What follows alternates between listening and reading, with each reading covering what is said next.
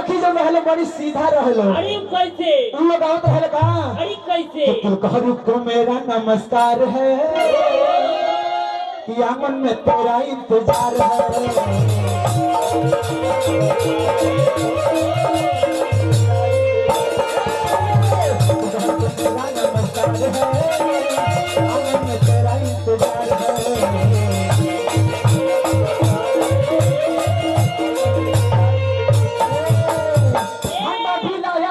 छोटे छोटे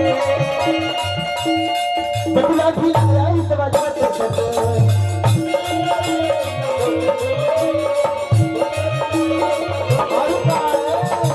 राकेश भैया सोना के चैन भी करार है आंगन में तेरा इंतजार है।